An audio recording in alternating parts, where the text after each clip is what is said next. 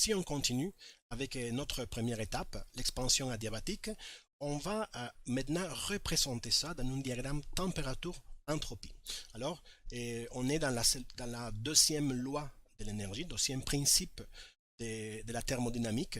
Donc, il faut aussi étudier qu'est-ce qui se passe par rapport à l'entropie. Par rapport à l'entropie, les comportements, si on a ici, pardon, température et entropie, la variable qu'on va étudier dans le diagramme, c'est la pression. Donc, on va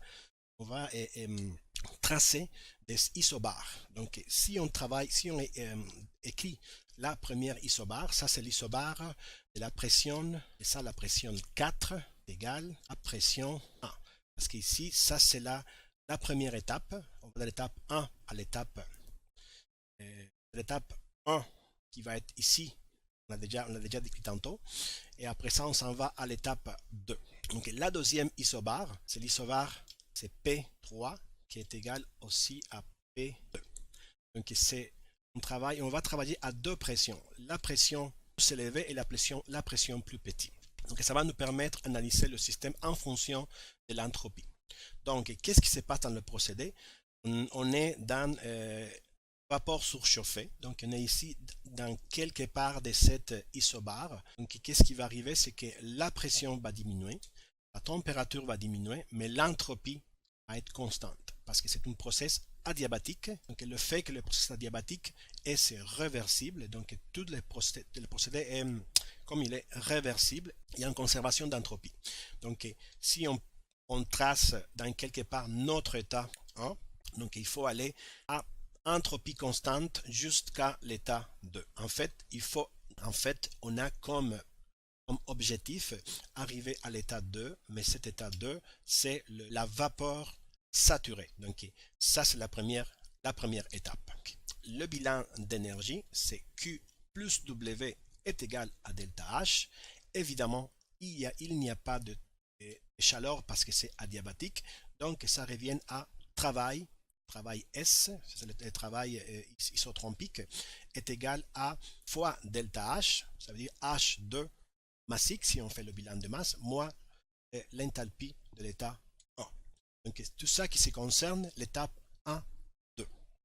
L'étape 2, 3, c'est donc une condensation isotherme. Donc on est ici dans cet état-là, on est dans l'état 2 et on s'en va à l'état 3. Qu'est-ce qui se passe? C'est une condensation isotherme. Donc, la pression est constante, la température est constante. Tout procédé, tout changement de phase se fait en pression constante, température constante. Donc l'enthalpie et le volume spécifique. Si on représente le procédé, ça va être une ligne droite, une ligne parce qu'on est sur l'isotherme T. En fait, c'est TC. Bon. Ça, c'est ça qui fait que l'eau n'est pas ennuyant. Hein. Donc ici, c'est la température TC. Donc, qu'est-ce qui va arriver ici? Il va y avoir une condensation à pression, température constante. Donc, il va y avoir un transfert de la chaleur. Transfert de chaleur. Ce transfert de chaleur QC fluide moteur. On appelle le fluide moteur parce que c'est une machine, c'est une espèce de moteur, une espèce de machine. Donc, cette fluide, l'eau, va transférer la chaleur de condenseur à le réservoir froid et ça va être à température constante et à pression constante. Donc c'est juste, on peut le voir ici, c'est le liquide surchauffé et le liquide saturé. Pardon, c'est la vapeur saturée qui entre et ça va tout transformer en liquide. Donc il va passer de vapeur saturée à liquide saturé. Alors, on va voir ça dans le système, dans le diagramme température-entropie. Dans ce diagramme température-entropie, donc on a cette procédé est à pression constante, à température constante, mais l'entropie va diminuer. Évidemment, si je passe d'un état, un état qui a beaucoup plus de possibilités à un état où il y a moins de possibilités, ça veut dire de la vapeur à liquide, l'entropie va forcément diminuer. Donc, je pars de mon premier état. Ça, c'est l'état, ici. Ça, c'est l'état 2. Et je m'en vais à l'état 3. Voilà. Donc, c'est un procédé où il y a une un changement d'entropie, mais la température et la pression étaient constantes. Si on revient à notre bilan d'énergie, évidemment, il n'y a pas de travail, il y a juste de la chaleur. Donc QC est égal à M H3 moins H2. Mais si on se rappelle, aussi le différentiel de la chaleur par unité de temps, dans ce cas-là, est égal à T différentiel de S ou NT différentiel de S. Alors ça, si on intègre ça, dans ce cas, on va l'intégrer de l'état 2, l'état A, ça comme ça. On obtient QC. Ouais. Ça, on va le voir plus haut ici. Donc, la chaleur est égale aussi à l'intégrale de l'état 2 à l'état 3 de T différentiel de S. Ça, c'est la définition d'entropie. Ça vient de la définition d'entropie. Dans ce cas, on peut faire ça parce que le procédé est réversible. Donc, comme c'est réversible, cette intégrale-là est égale à la chaleur. Donc, la valeur de cette intégrale-là va me donner la chaleur. Cette intégrale-là est toujours valide si le procédé est réversible. Dans ce cas, le procédé est réversible, donc on peut faire ça. Mais une chose qui est intéressante aussi, c'est que si on va calculer, dans ce diagramme-là, si on voit la chaleur, et on fait l'intégrale de 2 à 3 T différentiel de S, donc ça va nous donner l'air ici en bas. Donc cet air-là, ça va représenter la chaleur donnée à réservoir froid. Maintenant, on passe à la troisième étape, le troisième procédé. Okay. Ça va être une compression adiabatique. Donc, on part toujours de notre état. Ça, c'est notre état 1, 2, c'est notre état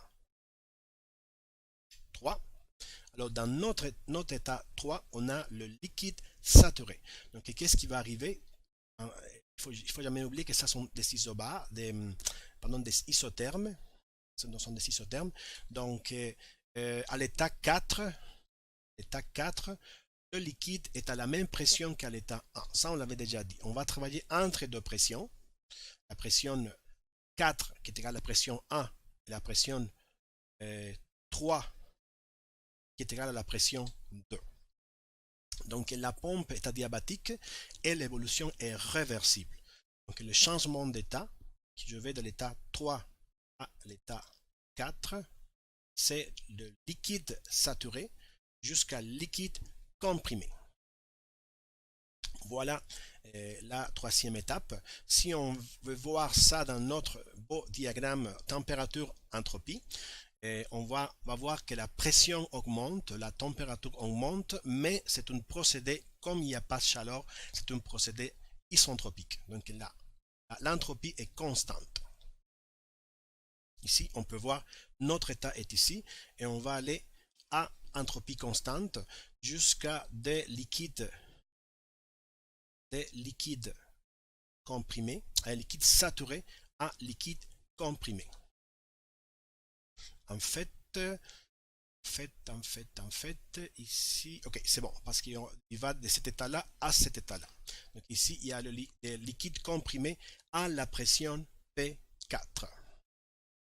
Donc si on fait notre petit bilan d'énergie, donc cette pompe-là aura besoin d'un travail. Ce travail-là n'est que le débit fois le delta H, c'est-à-dire H4 moins H2.